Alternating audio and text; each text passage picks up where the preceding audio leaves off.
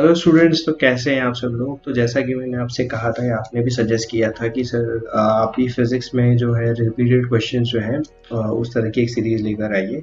तो उसी का जो पहला एडिशन है, या कह लीजिए पहला जो एक क्वेश्चन है जो बहुत ही बार पूछा गया है, उसके बारे में आज हम बात करने वाले हैं। तो ये क्वेश्चन जो है काफ़ी बार अगर हम कहें तो 3 बार, और अलग अलग फॉर्म्स में अगर आप देखें थोड़ा बहुत चेंज करके तो और भी ज़्यादा बार पूछा गया है।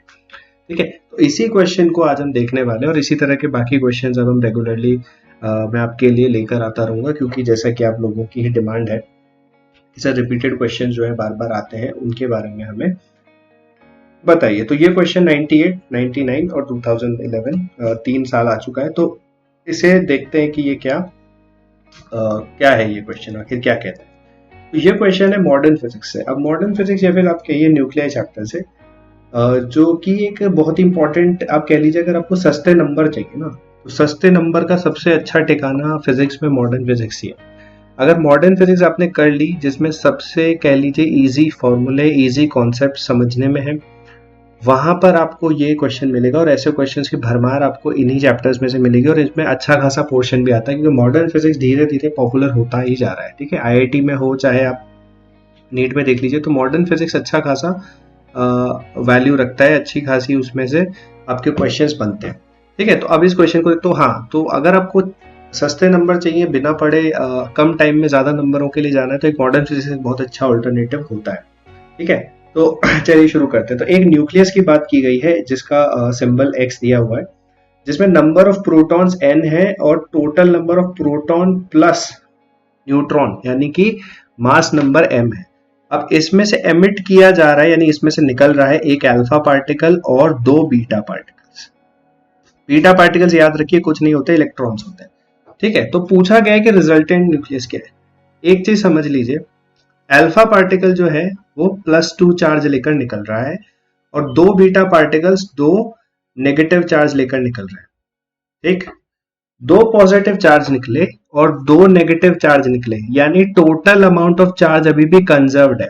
ठीक है, यानी एक तरीके से अगर आप कहें कि आपके पास जो पार्टिकल थे, पॉजिटिव चार्ज आपका निकला और 2 नेगेटिव चार्ज निकला, यानी कि एक तरह से आपके पास टोटल चार्ज 0 हो गया। क्योंकि भाई अगर आप मान लीजिए 2 चार्ज पॉजिटिव डालते हैं, 2 नेगेटिव चार्ज डालते हैं, तो 0 हो जाता है वो। तो यानी कि जितना चार्ज पहले था उतना ही चार्ज वापस आएगा। अब इन दोनों नंबर्स में से चार्ज बताता कौन है, तो ये बताता है, ये होता है नंबर ऑफ प्रोटॉन्स। और नंबर ऑफ प्रोटॉन्स, या फिर इसको आप कह सकते हैं टोटल चार्ज, भी आपका यही बताता है। ठीक, तो टोटल चार्ज आपका n है, तो हम क्या कहना चाह रहे हैं कि एंड में भी n ही होगा। अब जो सिंबल इसने दिया है z, तो नंबर ऑफ टोटल चार्ज तो आपका अभी भी n ही है, तो आपका आंसर यहाँ पर आएगा n। अब देख लीजिए इसमें से n किस किस में है, तो इसमें n है और इसमें n है, ये दो हमारे आंसर हो सकते हैं, ये और ये आप पहले कैंसिल कर दीजिए। अब आता है कि ऊपर वाले नंबर से कैसे, अब हम जज कैसे करें कि m-6 है कि m-4 है। देखिए, जब आपका अल्फा पार्टिकल निकलता है तो वो 4 आपके एक तरह से प्रोटॉन लेकर निकला, प्रोटॉन नहीं कह लीजिए, 4 प्रोटॉन जितना मास लेकर निकलता है। तो मास जो है वो अब हो जाएगा m-4 अल्फा पार्टिकल की वजह से। ठीक, और m का m ही रहेगा बीटा पार्टिकल की वजह से, क्योंकि बीटा पार्टिकल का मास यानी कि m ऑफ बीटा पार्टिकल हम लगभग 0 मानते हैं। ये चीज अगर आपको पता है, तो आपको पता चल गया कि अल्फा पार्टिकल निकलने की वजह से 4 का डिक्रीज आया, बीटा पार्टिकल निकलने की वजह से कोई चेंज नहीं आया। तो आपका आंसर यहां पर आ जाएगा m-4। तो आपका जो आंसर आया, बेसिकली अगर इससे पूछा जाता कि इन दोनों में रिलेशन क्या है, तो ये एक तरह से आइसोटोप्स है, x और z आइसोटोप है। ठीक है, क्योंकि x और z के अंदर नंबर ऑफ प्रोटॉन सेम है, सिर्फ क्या चेंज हो रहा है, नंबर ऑफ न्यूट्रॉन्स। तो नंबर ऑफ न्यूट्रॉन्स चेंज होने की वजह से एक तरह से आप कह सकते हैं कि इसके अंदर टोटल जो प्रोटॉन्स तो सेम है, यानी कि एटम तो सेम ही रहेगा, बस ये क्या है, आइसोटोप बन गया। तो आप कह सकते हैं X and Z are isotope. अगर क्वेश्चन में थोड़ा सा चेंज कर दिया जाए तो ये भी पूछा जा सकता है, तो ये दोनों आइसोटोप्स हैं। तो इसके हिसाब से आंसर आएगा आपका सी, m-4z_n। अब इसमें बीटा पार्टिकल आपका निकला, इसकी जगह बीटा प्लस पार्टिकल निकाल दिया जाता। तो बीटा प्लस पार्टिकल जब निकलता है तो वो एक प्रोटॉन को एक न्यूट्रॉन में कन्वर्ट कर देता है। ठीक है, तो आपके दो दो प्रोटॉन तो पहले ही निकल चुके थे अल्फा पार्टिकल के साथ, दो बीटा प्लस निकलते तो आपके दो और प्रोटॉन कम हो जाते।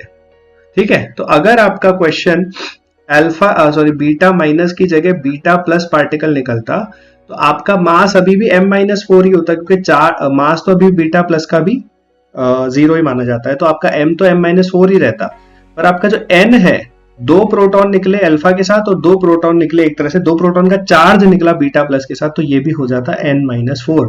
तो आपका आंसर अब की बार आता Zm-4 n-4 अगर बीटा प्लस निकलता तो ये थोड़ा सा वेरिएशन भी मैं आपको बताऊंगा कि इस क्वेश्चन का थोड़ा सा वेरिएशन होके आ जाए तो क्या कर सकते हैं।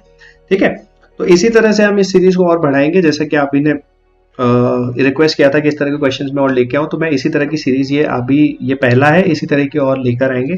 पर आपको जितना हो सके, आपका अपना चैनल है नीट 720, इसे जितना हो सके आगे बढ़ाने में मदद करिए, जितना हो सके आप अपने फ्रेंड्स के साथ या जिसके साथ या 11-12 जो कर रहे हैं उनके साथ भी शेयर करिए।